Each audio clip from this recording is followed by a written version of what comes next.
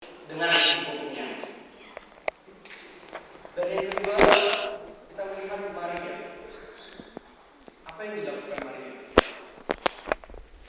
Respon apa yang diberikan Maria setelah perjumpaannya dengan Yesus?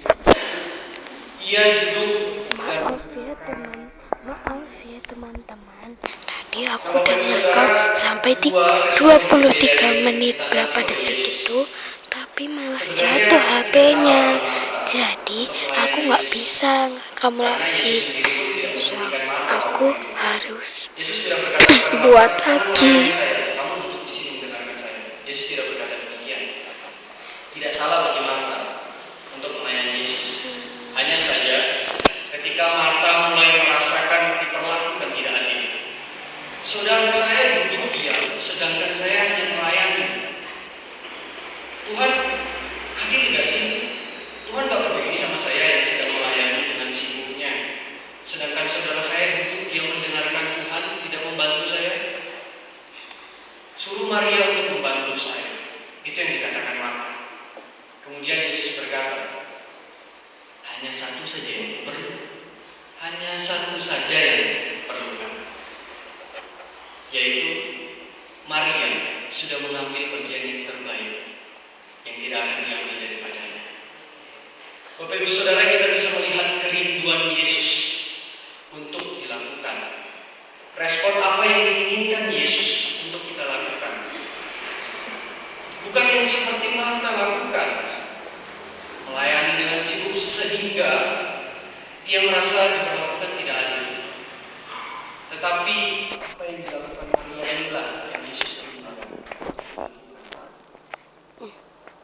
Kembali lagi saya berkata bahwa apa yang dilakukan Marta itu tidak salah, sebab Yesus tidak menghentikan Marta.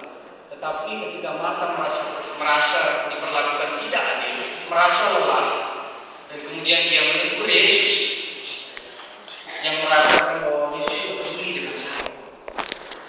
Inilah kesalahan Marta. Nah, Bapak Ibu Saudara, dari dua respon yang diberikan oleh Maria dan Marta, mari kita sama-sama belajar untuk respon apa yang Yesus ajarkan. Bapak Ibu Saudara, sebelum saya menjadi hamba Tuhan, sebelum saya menyerahkan diri saya untuk belajar di sekolah teologi, saya melihat ada beberapa kali karya-karya Allah. Saya mengalami perjumpaan. Saya melihat karya-karya Allah melalui keluarga saya. Mungkin orang banyak berkata, oh, kamu jadi hamba Tuhan, panggilanmu kapan? Panggilanmu itu bagaimana? Banyak orang yang berkata, saya waktu itu mengalami panggilan Tuhan melalui KKR. Saya dipanggil oleh Tuhan untuk menjadi hambanya. Oh, saya waktu itu sedang nonton TV, kok tiba-tiba Tuhan ada ngomong saya suruh jadi hamba Tuhan. Dan kemudian waktu itu saya ditanyakan, kamu panggilan kamu jadi hamba Tuhan gimana? Waktu saya bingung, Bapak Ibu. Karena karya-karya Allah yang nyata itu tidak sepenuhnya dalam kehidupan saya, tapi saya melihat karya-karya Allah melalui keluarga saya.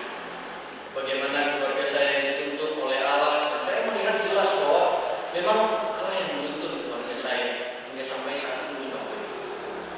Mungkin saya tidak akan sebutkan satu persatu bagaimana karya Allah bisa terjadi di dalam kehidupan keluarga saya, karena itu sangat banyak dan itu akan memakan waktu nanti panjang.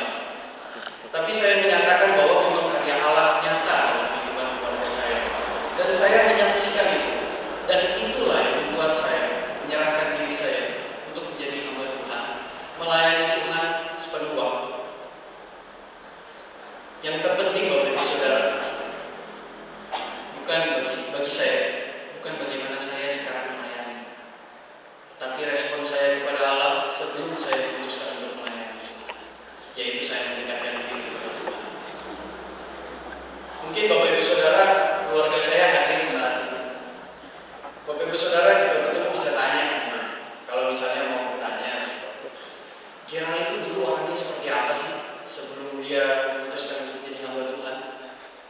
Waktu dia sekolah dulu anaknya baik atau nakal?